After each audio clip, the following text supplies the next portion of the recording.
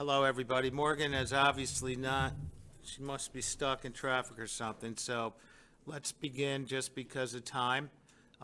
What I'd like to do is, my name's David Richmond. I'm the chairman of the Government Affairs Committee. What I'd like to do is, let's just briefly go around the room, introduce yourself. If you have a business, tell us what you do, and then we'll get right to the candidate forum. So let's start right here. These two characters. I'll be nice. I don't have a ponytail, but my name is.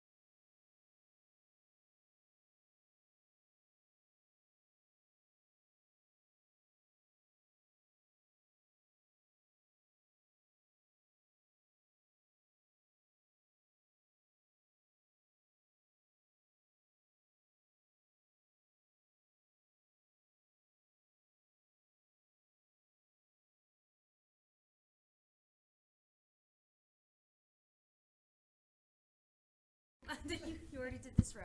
Nope. Oh, no? Okay. I'm Morgan Hilliard. I'm the Executive Director for the Granby Simsbury Chamber of Commerce. Hi, I'm Mike Paine, local business owner and running to be state representative from Simsbury in the 16th district. I'm Melissa Osborne. Am I on? Ah, there we go. That's the I'm first Melissa. time I've ever helped anyone with anything electronic. We'll bear that in mind. I'm Melissa Osborne. I'm a local attorney, and I am running for state representative. And I'm David Richmond. I have a business in town, Richmond Business Brokers, and own several real estate projects. And the newest one is the, down the road, Talcott Mountain Self-Storage, which opens today. Morgan? Where are you? Why don't you sit here so we can kibitz? So, I have to move my Diet Coke then.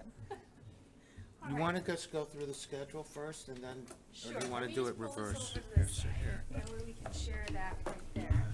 Perfect. You want to just go through it quick? Yes. Yep, so we don't want to take any time away from the candidates today, but I wanted to just touch on a couple of points since we're still the Government Affairs Committee for the Chamber. So first off, we had an incredibly successful, spectacular celebration this past weekend. We had about 5,000 people. It was absolute insanity, and everyone had a blast. The vendors were thrilled, the sponsors were thrilled, and best of all, the attendees were thrilled. So we just want to thank all of the people that participated in that, and we're really excited to do something next year and book that date with the Simsbury Meadows Performing Arts Center. We have our Support Local raffle going on. So the Chamber is really wanting to give back to the local businesses. This is really focused on the retail and restaurants in the Simsbury and Granby area, but really, all of the Chamber members that fall within those categories. So the Chamber is taking almost $2,000 and purchasing gift cards with these local businesses, and then we're going to be raffling those gift cards off. So if anyone wants to purchase a raffle ticket, They're $20, and the drawing is going to be November 17th over at the Cambridge House Brew Pub. You don't have to be present at the drawing. We'll contact you if you win either way, but it's a really, really nice way to give back to the local businesses and support the chamber as well. We've got a milk and honey ribbon cutting, which is this Thursday at 5 p.m. It's a brand-new chamber member and business in town. That's at 1618 Hot Meadow Street, so if you want to come out and show your support for that, we'd love to have you. It's free and open to the public. And then we have our Farmington Valley Young Professionals Group. So this is a collaboration between the Granby-Simsbury Chamber and the Avon-Canton Chamber. This YP group has grown to over 250 members just within this year. So it's a really fantastic group of young professionals. They're very active, and they have a great schedule of events throughout the year. They just had a social over at the Simsbury Inn, and then they're planning a Friendsgiving get-together in November. We don't have a solid date set yet, but if you're interested or you have any employees that you think would be interested in that group, then let me know, and we can keep them on the list for upcoming events. We also have Third Thursday networking this Thursday here in the library. We have First Friday networking, which is November 4th. That's a collaboration with the Bradley Regional Chamber as well. And then we have our next government affairs meeting November 15th. And that's all I've got. Anything you want to add to that? That's good. Tim, any updates from the board? No. Okay, great. So with all due respect, you want to introduce them? You want me Go to? for it. I'm still losing my voice a little bit. So today we're very honored to welcome Melissa Osborne, candidate for House Rep for the town of Simsbury, and Michael Paine, Republican nominate, right? How do you say it? Nominee for the Republican side of the House Rep for the town of Simsbury. Both have been town. I just did a quick analysis. I think combined I've known both of you 41 years. So these are people that have been here for most of their life, most of our lives. They care deeply about what's going on in the area and what we're going to, and they're out there. These two, you never have a problem getting hold of Mike, getting hold of Melissa.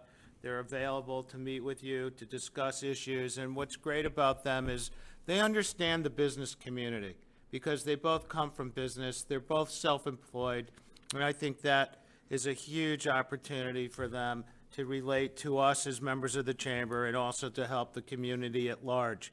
So what we'd like to do today, there were some questions that were submitted in advance, but we'd like to take some questions from everybody attending. So if you do, I'm going to put Ferg on the spot in a bit, but what we want to do is just ask them questions. They're going to open with a brief remark on who they are and why they're running. It's a very tough thing to do. It's a lot of time, a lot of effort. When I shook Mike's hand this morning, it was a little limp because I think you've probably shook, about 8,000 hands so far in 3 weeks? 8,500. That's tremendous. So with that, let's introduce and let's welcome Michael Paine and Melissa Osborne. Thank you very much. I'm Mike Paine, have a family business in town, been in town my entire life, raised my 2 kids here, they were educated in town, still live in town, obviously, or I couldn't be running. But I understand business issues from my involvement in the chamber for a number of years. I'm a past president, now I'm technically a director emeritus, which is really, we get out of the way so they can bring in new directors. But I think there are a number of issues, and what I'm hearing from people is people are very concerned about the economy, about inflation, and about crime. I respectfully disagree with the numbers that the state is talking about the reduction in crime, because it has not been reduced. They're just not charging people. And I think that is incorrect. I believe everyone should be accountable for what they do or don't do. And we need to change that, and that's part of the reason why I want to go to Hartford, so that I can have a positive impact to frankly reduce the tax rate and the expenses of running everybody's business, and how it impacts you, both of your business and then your employees when they go home. So that's all about me. Turn it over to Melissa. Thank you, Mike. So I'm Melissa Osborne. I'm an attorney. I've been practicing for 24 years. The first half of my career I spent doing corporate and private equity business law. Then I had a gaggle of kids and opened my own firm in town so that I could be more flexible with my children. And I've been practicing at my own firm since about 2010, so for about 12 years now. So I've really seen a broad spectrum of different legal issues facing the state of Connecticut. I have 4 children. I have one left at home who's a senior. All he wants is dinner and the car keys right now. So I have a lot of flexibility between my personal life and between owning my own business, and that's what gives me the flexibility to serve in Hartford. But, I'm a Democrat, and I am a Democrat because I believe in the rights that were struck down federally this summer. And I want to protect those things here in Connecticut. And at the same time, I'm a business owner. I'm a grown-up. I understand that the world is made up of finite resources. And we do have to make hard choices between good things we want to make sure that everybody has what they need without being taxed out of house and home. And, I'm just like everybody else in town. I'm feeling the pinch of national inflation. And, bacon the other day. My child wanted bacon, and it's $10.50 for a slab of bacon. And that's affecting every single person, no matter what walk of life you're in. So we can't solve national inflation at the General Assembly, but we can, and we have to make Connecticut more affordable. And there are ways to do that. As a small business owner, I feel poignantly, the messaging around Connecticut is not an affordable place to do business. And that's, in many instances, very true. There are many hidden costs and tax and fees to being a business owner in Connecticut. And that is not the direction we should be going, because Connecticut is not a large state. We don't have a ton of large corporations, and we have to have people with entrepreneurial spirits who can build a business and thrive here. And it's not just hidden taxes and fees from the state directly, it's also structural issues like our utility rates and the cost of healthcare for the self-employed and small businesses. So those are real impediments to people having businesses, building businesses, and growing businesses. And while I want to defend a woman's right to choose here in the state of Connecticut, and that will be a line in the sand for me, one of my top priorities is going to be making a more affordable Connecticut for small businesses. Thank you.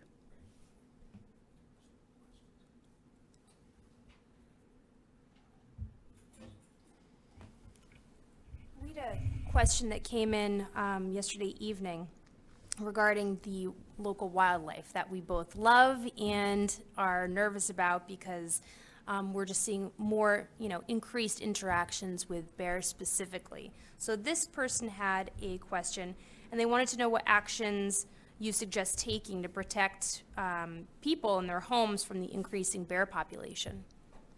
That's an interesting question. Yeah, any thoughts on that, Melissa? And then we'll go to Mike. Sure. I would, as a first step, take the same steps I took here in Simsbury. I have a dog named Boone who got attacked by 4 coyotes about, when was it, 2019. And it was because there was a woman who was behind us on the wetlands who was actually intentionally feeding the coyotes, throwing out chicken carcasses and hot dog buns. And she refused to stop, so a consortium of neighbors, an independent, a Republican, and a Democrat, all came to the Board of Selectmen, and we testified, and we asked for there to be a no intentional feeding of the wildlife ordinance here in Simsbury. And the Board of Selectmen put together a board, and they studied it for a year, and we now have a no intentional feeding of the wildlife ordinance in Simsbury. And we absolutely need to have that statewide. Just 2 days ago, a 10-year-old boy was actually attacked by a black bear. And I think it's the first instance of that in Connecticut, but I think that's one of the things I said back in 2019, is that if we don't change the way that we interact with wildlife, there's going to be a child attack, there's going to be a tragedy. And we've got to have that as step one in our plan for bear population control and coyotes. So, bears. not my favorite animal for a selfish interest because of work. They make a lot more work for me. Melissa is absolutely correct that she and several neighbors did come before the Board of Selectmen. We had to resolve and come up with an ordinance, but we also had to not, frankly, trample on people's right to do that. But simply put, their rights end where my rights begin. And intentionally feeding of wild animals does encourage them and does, frankly, the younger cubs are trained by their parents that those lovely green barrels are the food source, and that's not good. And they learn that because they will smell the same chicken carcasses and bird seed and everything else that people put out in your trash, and then they will knock the barrel down and go through it. We've come up with a solution at our company, but it is a long-term problem. Believe it or not, this problem was actually exacerbated by the fact that a number of years ago, the town of Simsbury put in wildlife corridors. Well, now those wildlife corridors become the trail to move from one area to another. I think one of the special things about Simsbury is the wildlife, whether it's the deer or the bear, or the other day I saw a bobcat walking just up from my house. There's a lot of wildlife in town. It's a good thing, but we need to manage and balance between their needs, our needs, and do our best to not have an incident. It is horrible what happened on this weekend to that young boy that was mauled by the bear. We are going to have more instances with that, and one of the things, because I'm also a trustee for the McLean Board, we manage the McLean Game Refuge. We have gone to a number of the areas that are dog-free. You cannot walk your dog in parts of McLean's because of interactions with the bear. And a number of people did not appreciate the fact that they couldn't walk their dog off leash, but the dog is going to either go after the bear or get between you and the bear. And one individual's dogs were banged up pretty good. We need to realize that to the best extent we can, we need to coexist, but you can't leave your window open with the pie on the windowsill and then be surprised when the bear comes in. On the other hand, bears routinely go into people's garages to get the garbage can, or actually they're not their garbage can, they're after what's inside the garbage can. You know, storing your waste in the freezer, I freeze mine up so that when it goes out, it's frozen, and kind of take that. But it is an ongoing issue, and frankly, because we want the town the way we want it, we have, to a degree, created that, but it doesn't make it okay to, nor should it be okay that someone gets hurt because they're just out walking and get cornered by a bear. And Thank you. can I use this opportunity to give a plug for Paine's Bear Lock lid? It's very effective. They can throw those things around and nothing comes out, so. Yeah, it's a great It was a video. great solution for me. I switched. One of the other things about the bears is there's a lot of people now that have chickens. So my assistant Jody, in the last 3 months, bears have killed all her chickens, 9. And that means, and they're all in fenced areas with the cages, and the bears just come in and just tear it apart. And so maybe there should be some type of education for people that want to have chickens, because everybody seems to be doing that, but how to raise chickens in a safe environment. Because it really affects her as her children walk out and see, oh my God, all our chickens are gone. And that's something we might want to consider helping people with that. Yes? That was my question, and actually a bear broke into our home at 1 o'clock in the morning, and I had baked brownies 6 hours prior and put them in the freezer about a half an hour later. So there was nothing other than me doing my normal routine. However, I did put my brownies in the freezer, which is not quite normal. And the bear still tried to enter our home. The window was locked. Its body had so much weight, it forced screws up from the lock and disengaged the lock and pushed the window into the interior of our home. 1 o'clock in the morning. I'm sure our alarm scared it, as well as the bang of the window coming in. But we were not having a garbage can there. I needed for our garbage can. We did not have food out in our home, and it still happened. Fast forward 2 weeks later, you have this 10-year-old in their yard. So I think we're kind of at a tipping point of cohabitation, and that's why I asked the question, because the bear population is increasing.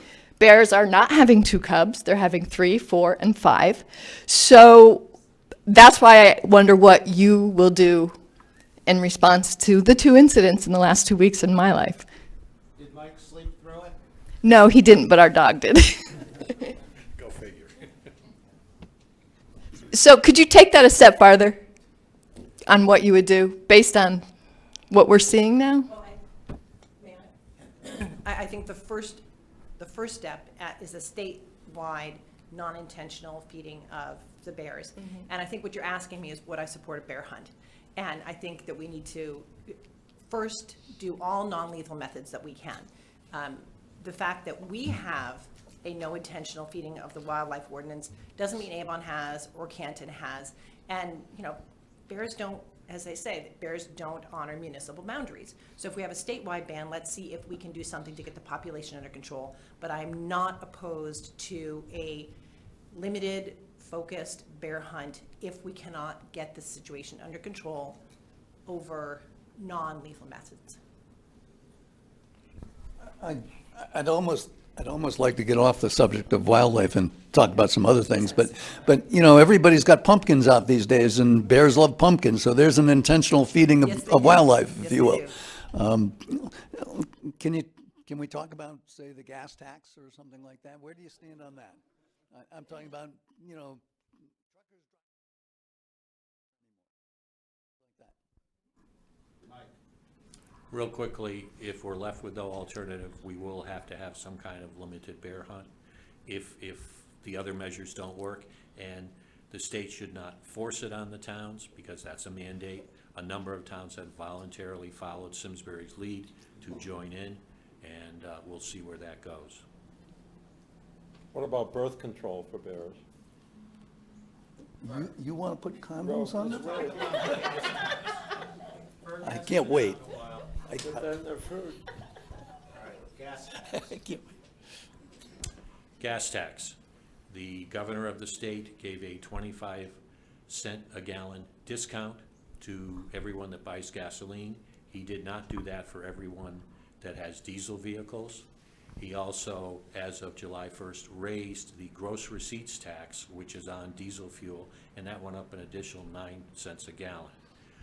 Everything in the state moves by diesel, whether it is diesel trucks or diesel engines, everything moves, diesel rail cars. We absolutely should freeze the diesel tax and reduce it. I will tell you very honestly, our diesel fuel, we go through a tractor trailer load at work a week.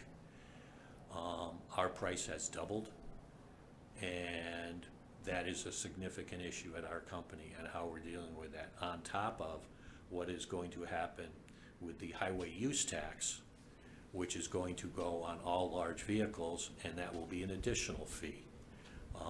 Very honestly, everyone feels this.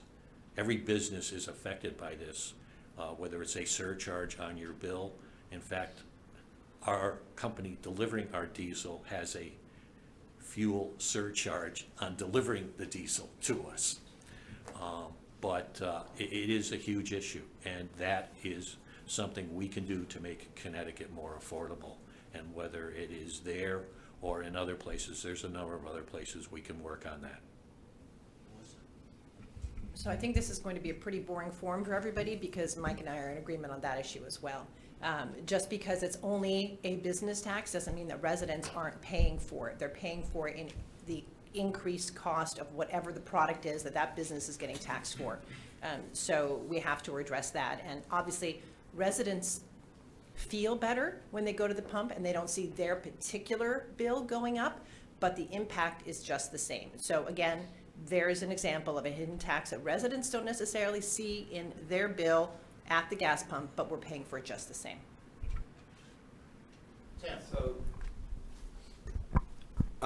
if I could bring that back to the inflation issue, which Mike, you mentioned earlier, and Melissa and you and I talked about at length.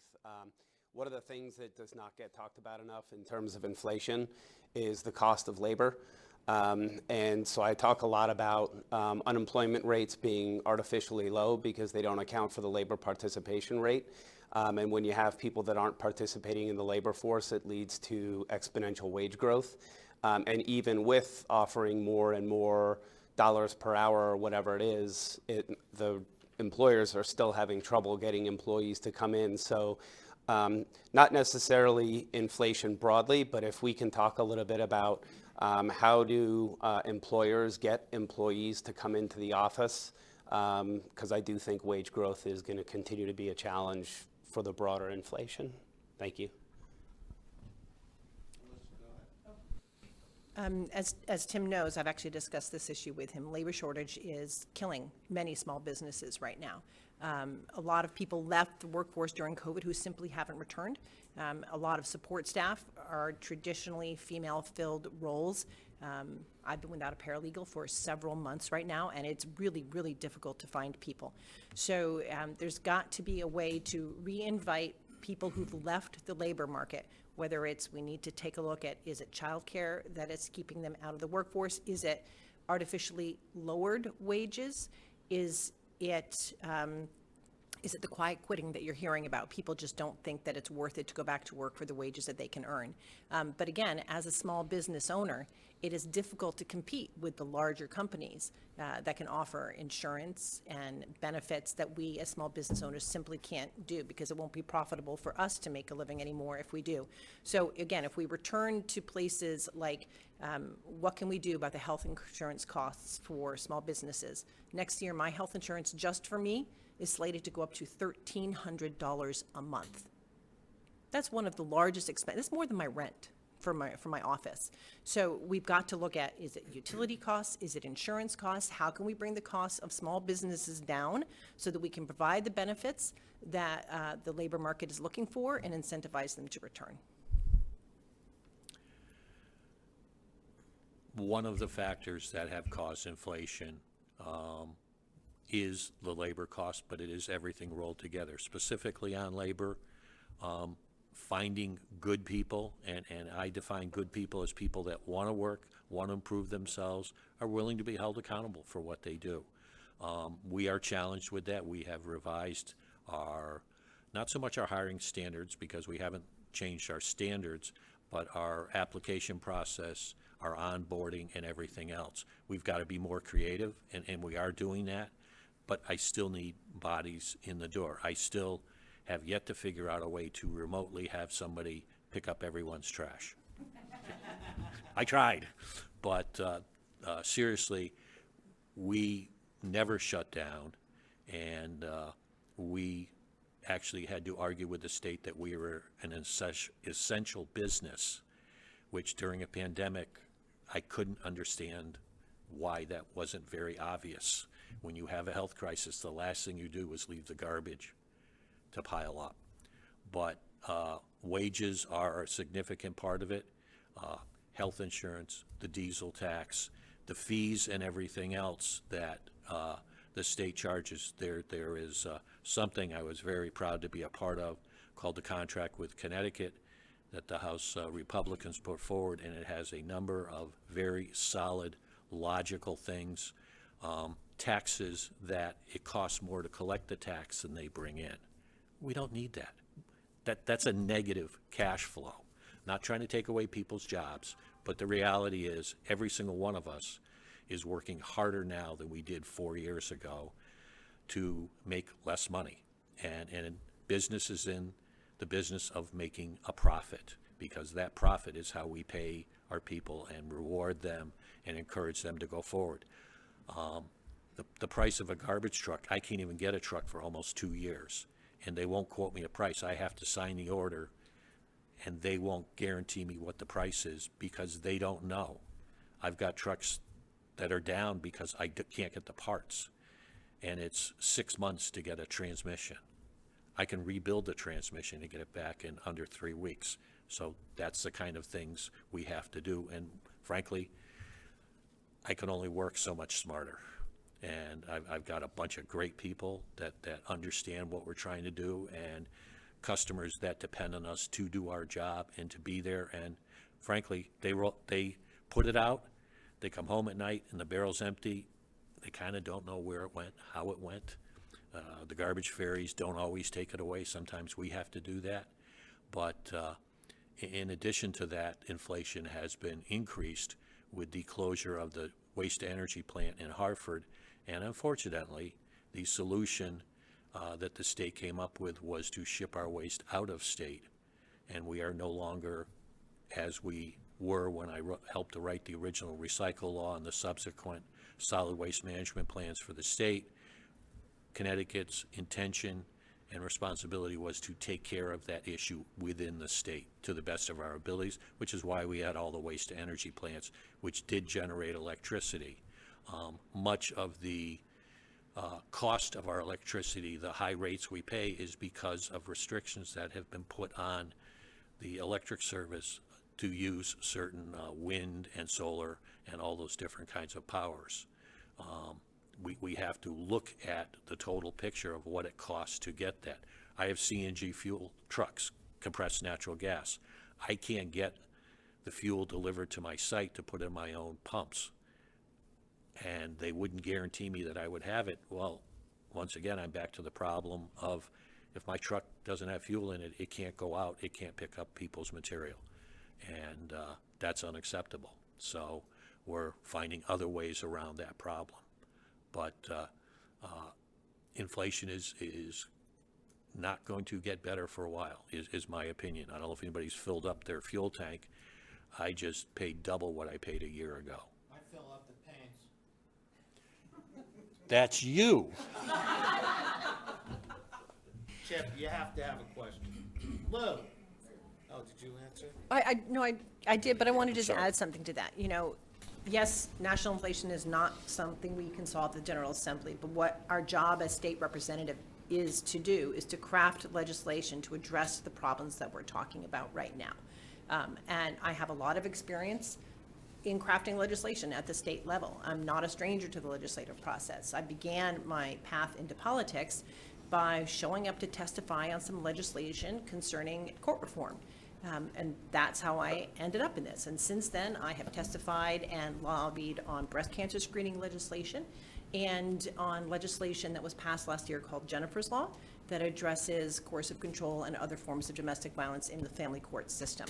So I have worked closely with legislators in both chambers, the House and in the Assembly, and I know how this process works. And I am an attorney. I've been interpreting and helping to draft laws since even before I went to college. So this is something I know how to do, and these are the problems that we have to address. That's what we send people to Hartford to do, not just to talk about the problems that we've got here, but to actually craft legislation to address these issues, and that's what I'm prepared to do. Very ironic, because that answer was to my question before I even asked it.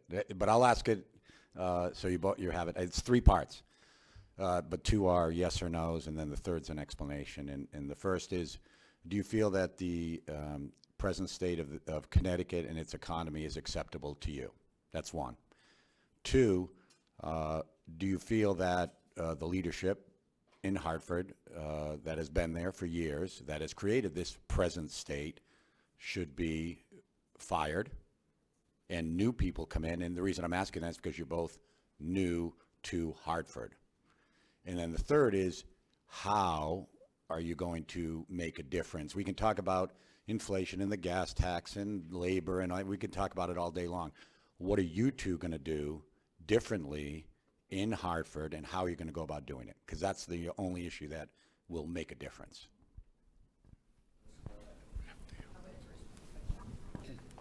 Okay, first answer is, yes, I hold leadership in Hartford accountable for the problems we have in the state.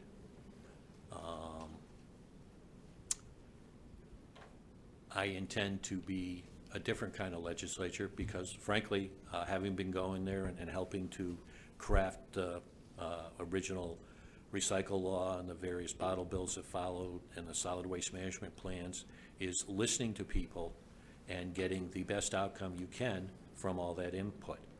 Not to be popular, but you don't have to be the smartest person in the room. You have to be the person that listens to people and get all the various opinions and then boil it down to something that will work. Because at the end of the day, pie-in-the-sky stuff usually doesn't work. If it's too fancy, too glitzy, it's not going to work. We need to change the dynamics down there. Obviously, everyone wants to be popular and liked, but I'm not down there to be popular and liked. I'm there to do what's best for Simsbury. That's my job, and I take it very seriously. Whether I agree with all the opinions brought for me, and I had a number of people that had different viewpoints than I did on Sunday at the Spooktacular when I was down there. But I listened to them and we talked and we discussed it and educated people on both sides. My dad was good for these sayings, and one of his sayings is that you've got 2 ears and 1 mouth. Use your ears more. Okay, listen to people. That's what I did on the Board of Selectmen.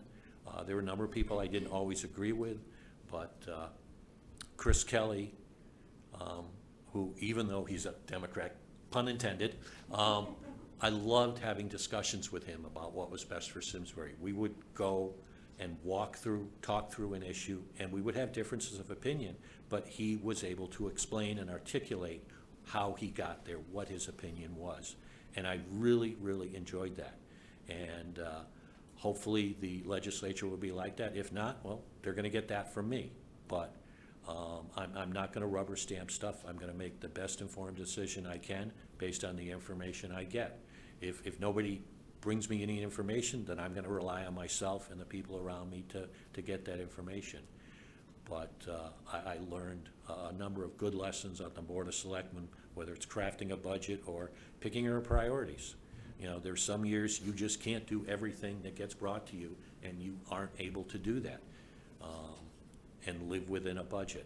So you have to do that. But there are a number of things you can be thoughtful about and think through to get to that outcome, whether it's the fact that overtime is way up and it's actually cheaper to hire one new person, you reduce that overtime. Found a number of ways for the town to actually collect more revenue based on renovations that never made it to the assessor's office. We came up with a plan to do that and implemented that. A number of smart things to do the job better, not work harder. So first, to address one point of Mike's, you know, he pointed out that you can't do everything in any given year. And that's one of the reasons I don't fill out any surveys that come to you as a candidate that have any kind of economic impact. Because inevitably, they all want you to commit to pass X legislation by X date. And invariably, legislation has unintended consequences, and it'll have a fiscal impact that you don't know what you're going to be weighing. Are you weighing clean energy costs against benefits for intellectual disabilities? And you do have to make hard choices in some years. So I don't fill out surveys precisely because I want everybody to know that I'm going to Hartford conflict of interest free. The only interest I have is for Simsbury residents. So that's just one point. Am I satisfied with the present state of Connecticut's economy? Lou, to your points. No, I'm not satisfied with it, but much of that is national inflation and past historic choices made by Republican and Democratic legislatures and governors in the past. We're finally starting to pay down our pension debt. We have the second worst funded pension in the entire country, second only to Illinois, which is quite a distinction. So, you know, we're starting to get that under control. Our bond rating has improved, which brings down the cost of bonding and borrowing money in the state of Connecticut. We're on a better path than we have been in the past. So am I satisfied? No. But it's better than it was. Number two, am I satisfied with current leadership? Do I think they're doing okay? Was that your next question, Lou? So I'm campaigning for me. I'm not campaigning for Lamont or Ritter or Looney or anybody like that. I haven't been in Hartford yet. As I did say, I do think that it's a good step in the right direction, that we're starting to pay down pension liabilities. And I have to acknowledge that some of that is because there was a bipartisan budget that was passed, was it 2019, 2017, and part of that was because some moderate, independent-minded Democrats voted no against the initial budget.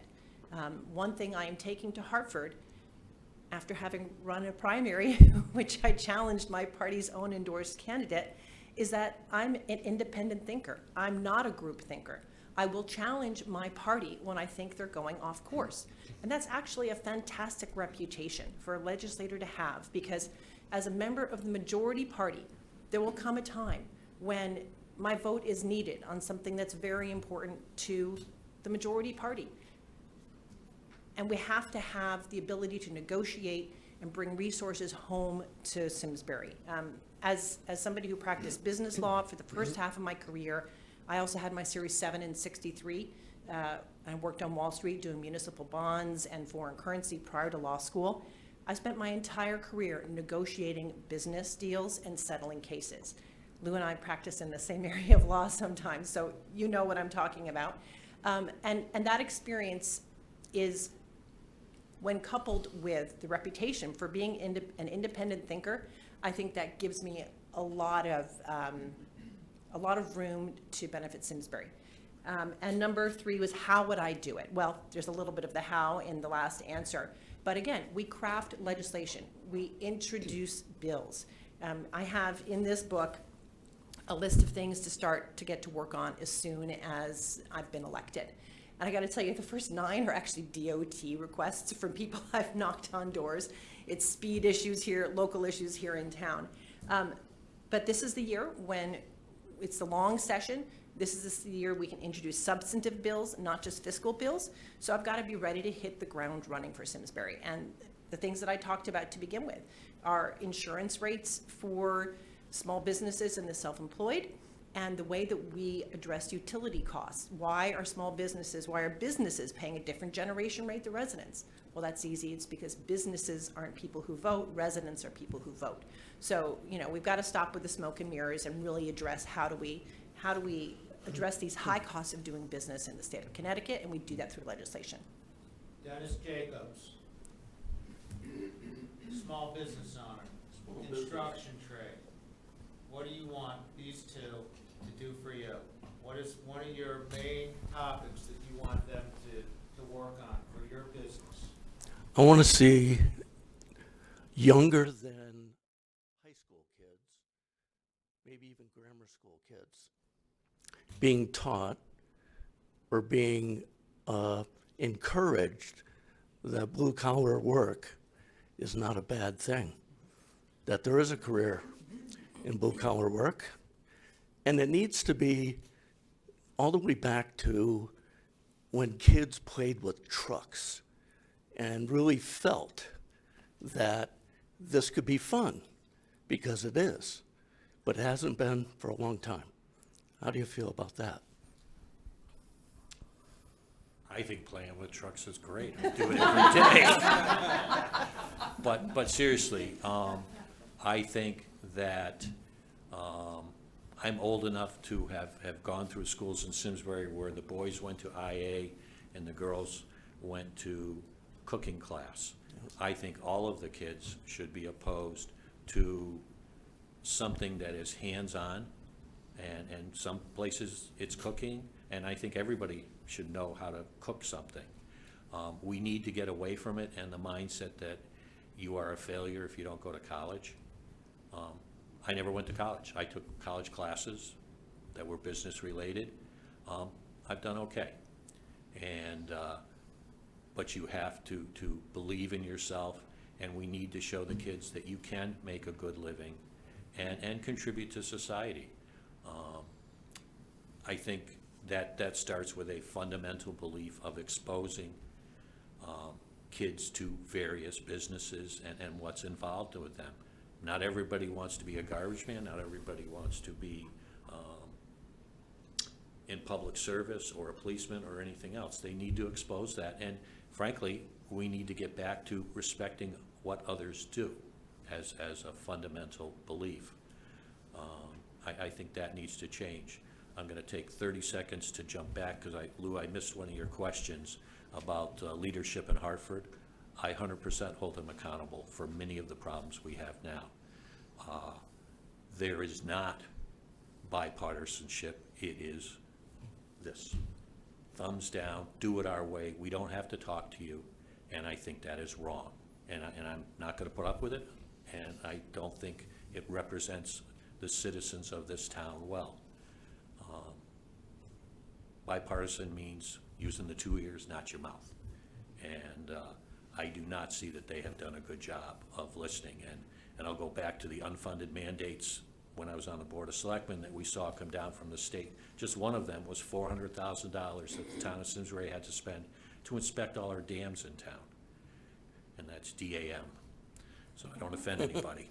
But the town had to pay for that, and the state just said, thou shalt. That's wrong. That's poor leadership. And enough said on that. Thanks for that, Liberty.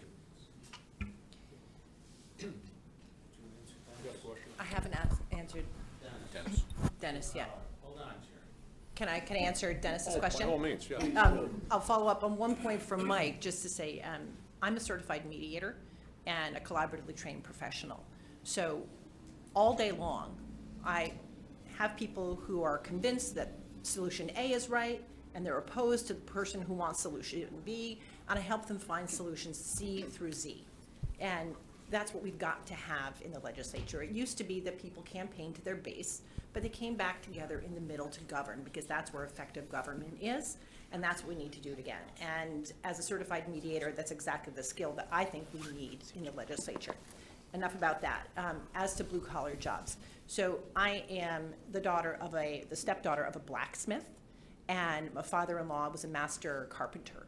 So I fully support, understand, and honor craftspeople and trade people.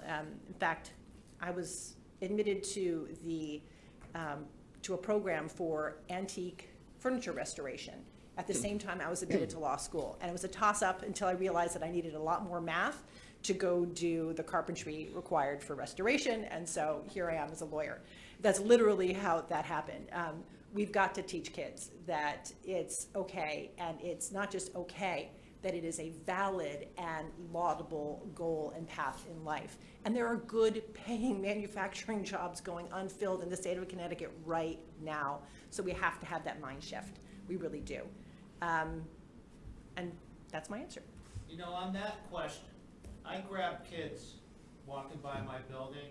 Now you'll see them running sometimes away from me to weed, to clean the building, to clean the building. And, you know, I show them how to do it. And after they do it, I go, okay, you gonna come back tomorrow? They go, yes, you know, because I pay them on the spot. And I'm like, don't they ever teach you guys any of this in school? To your question, and they're like, no. I said, have you ever painted? No. I said, okay, come back Sunday, we're gonna paint. And they show up, and their parents are thrilled because I'm opening them up to something different. And I think your question is, we've gotta find a way, because some kids aren't gonna go to Harvard, and they're not gonna go to Trinity, or they don't want to. And then we just, you know, we sold a business to a kid, Pet Stop. Local son of a business owner in town. He did not, they wrote a bunch of articles about him.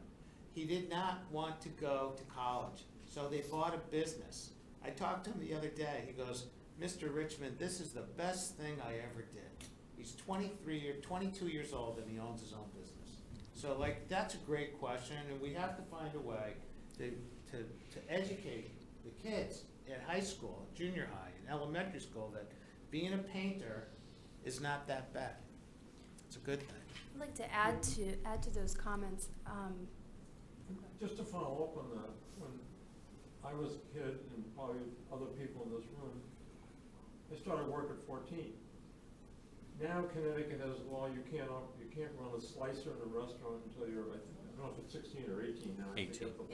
But your kids go through this thing, they want to work and such, and then they get cut off, and then they say, oh, I gotta get a car, Daddy, give me a car, because I live in Simsbury, not Granby, and but you gotta, there's that point when you're 14 or 15, and you want to work and do what Daddy does, or your next door neighbor. I had a lot of great mentors, but the laws, they're so worried, it's the lawyers, Lou, that make this thing happen. So, anyway, I'm sorry to. No, Ferg, I know about that because my son started working at Jersey Mike's when he was 16. He had to get all sorts of different working papers because they have a slicer. And it was really inconvenient for them to be, oh, you can't be on that shift because you can't use the slicer yet. He's now washing dishes over at Present Company. He thinks it's the best job. It is grueling, back-breaking work on his feet for 8 hours a day. This kid is really happy to have a job in a good company.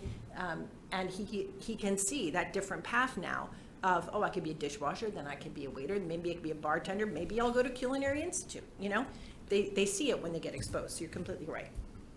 And just to add to that, I think Dennis is really speaking to the perception as well of students that graduate from high schools in this area, which are really reputable schools, and do not have a desire to go to a four-year college, rather a tech school, or if they already know what they want to do and they don't think it's necessary to spend all this money for a four-year degree, there's still this negative perception. And that's a more recent establishment. And I think we really have to wind that back because there are very skilled, bright students that can come right out of high school and start a business. One of them is a part of the Young Professionals group with the Chamber.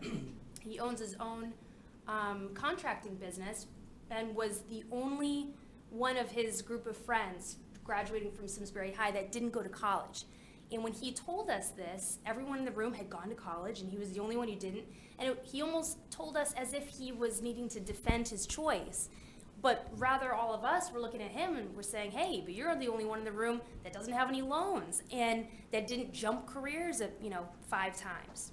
So it really, I think, is important for us to encourage students to follow their dreams, whether four-year college falls into that plan or not. So, but Morgan, bringing it back to state representative legislative forum, what do we do about that? The Board of Education needs to set a policy.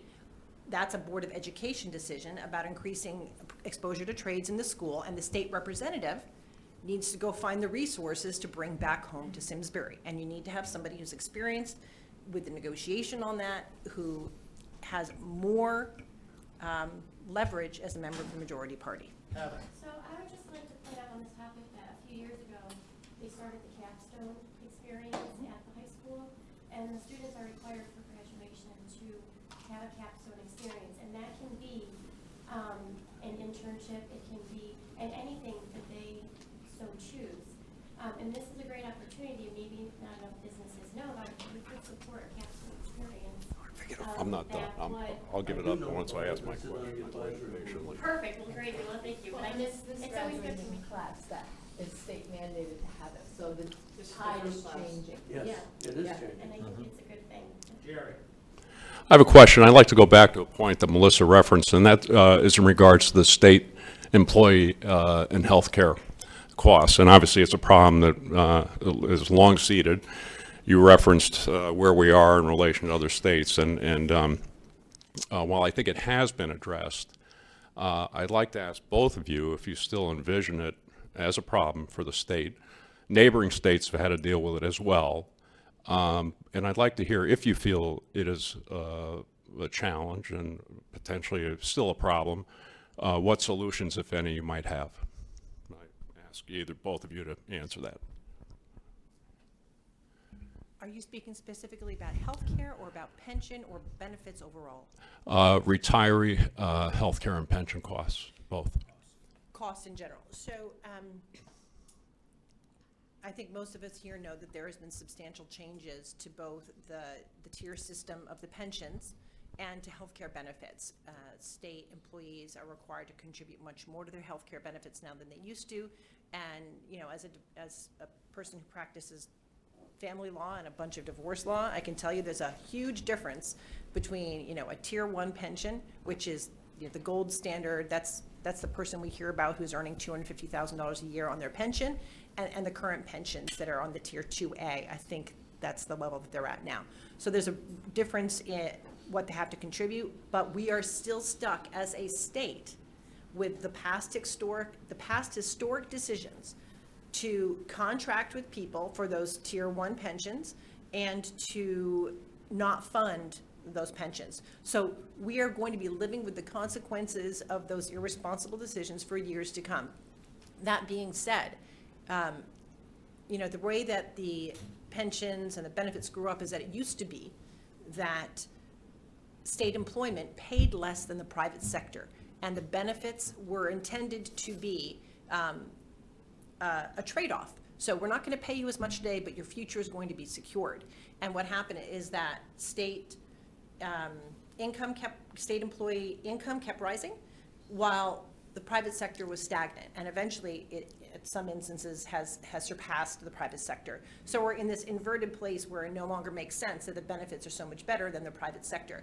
That's not to suggest that the private sector shouldn't be providing better benefits for their employees.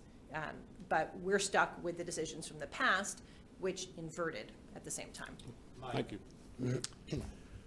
The reality is, the pension plan that the state employees have is too rich. We cannot afford it as the state. While the state has paid quite a bit down on the pension, how underfunded the pension is, the pension has still grown. State of Connecticut contract, employees work their highest 3 years of pay is what their pension is based on, not the cumulative time they spent. And that is unsustainable. We need to change that. Much like we did when I was on the Board of Selectmen, we negotiated different contracts, not because we didn't value our people, but because the town had to be affordable and responsible for what they're doing. We have to do the same thing at the state legislature. And frankly, I was more than upset. I was extremely upset with the giving out of bonuses to state employees for just being there, and then allegedly they were staying past July 1st, and a number of people just left after July 1st. I'm sorry, that's wrong. All of us paid for that, and again, it is unsustainable, and we shouldn't have done it. I would have voted against it. Unfortunately, because of the way the state government is set up, where one party controls the House, the Senate, and the governors, there is no discussion. There is no alternatives, solutions discussed, or anything else. I want to be part of that change where at least one of those parts of government can have a discussion about these different solutions. Because if we're going to keep doing the same stuff again, nothing's going to change, okay? That's the definition of insanity. I'm not insane, although some people have told me for what I'm doing in running for this office, they've questioned it. I'll leave that point alone. But I'm going there to make a difference. I'm going there to try to solve some of these fees and taxes and all of this stuff that goes on. And there are a number of different ideas that I've talked with people about that are doable. You know, the taxes that cost more to collect than we cost more to pay to collect than we actually end up collecting. Those kind of things are the low fruit. So, One other question, and we'll just wrap up with a couple more questions, but I have a question about the people fleeing Connecticut. Look at and yes, I have a Vermont license plate on my truck. Look at all the Florida license plate. I just talked to a friend of mine. He's probably worth $150 million. He has a huge company. I said, what are you doing? He goes, we just became Florida residents. I have to live there 6 months and 1 day. So what we're doing here now is we pay everything in cash. So there's no way to find out that I'm here. We don't use our credit cards here. We use our mailing address is Florida. The state is losing billions of dollars by people going to less costly states to live.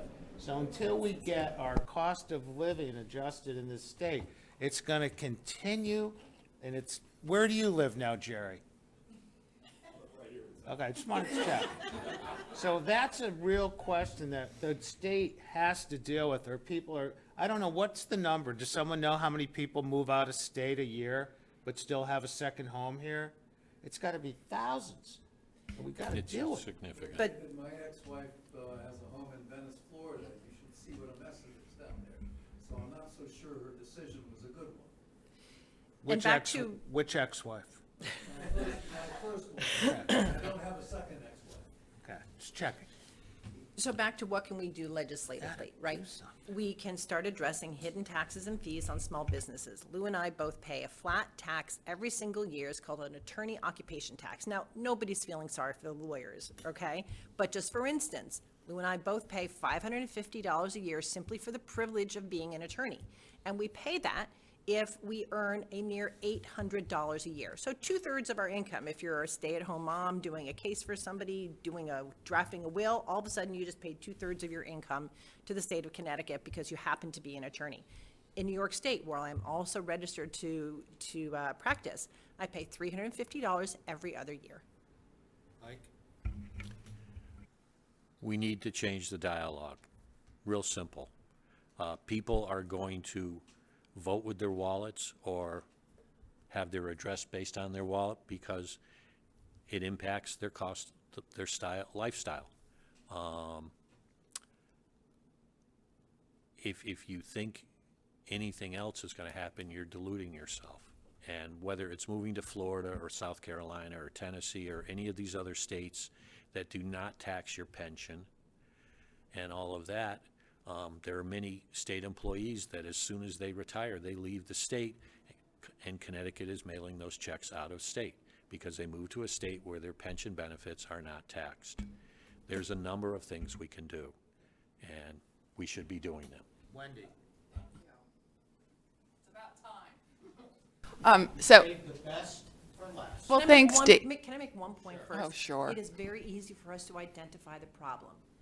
But what we're here to talk about is how are we going to fix the problem? What legislation are we going to introduce to solve the problems, to make Connecticut and Simsbury more affordable, and to make our businesses thrive?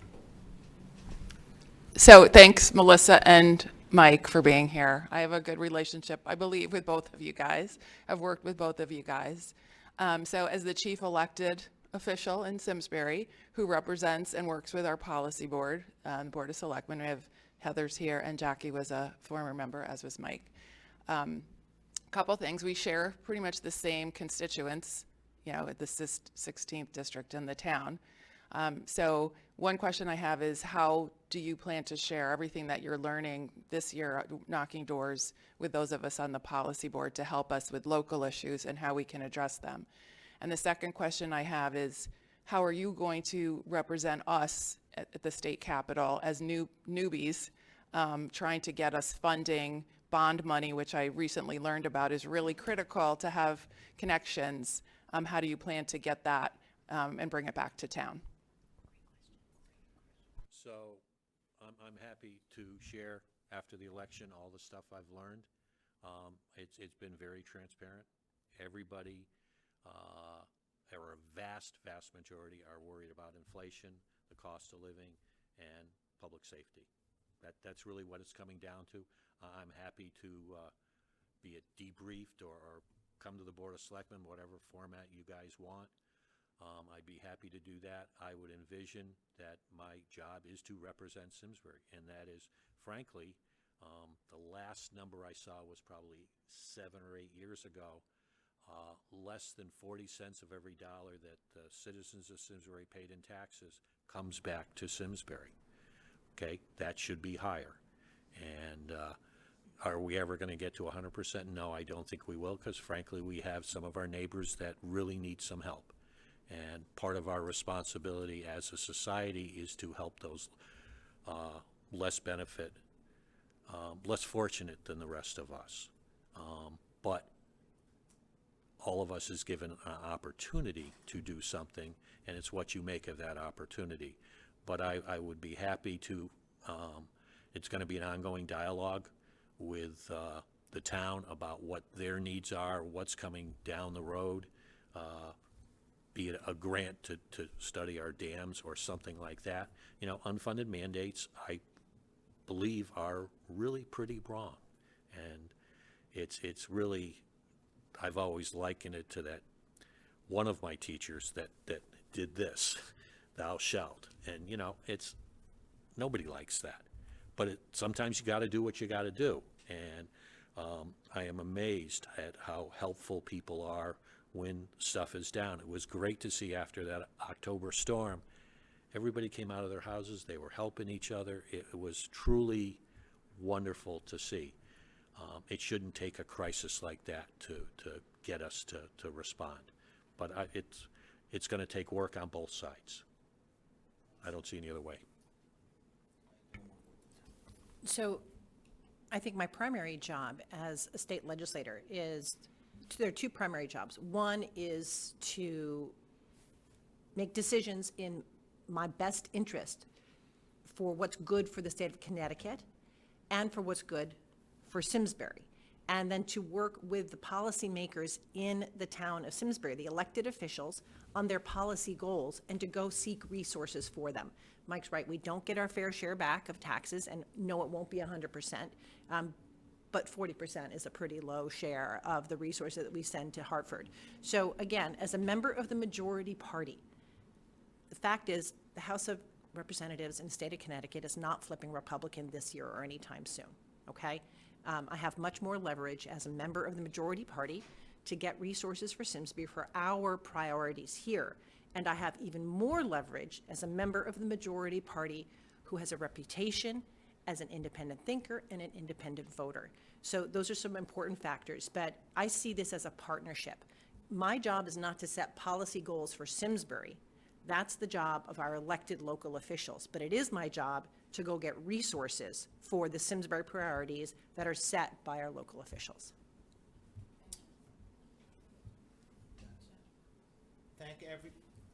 Thank everybody for coming.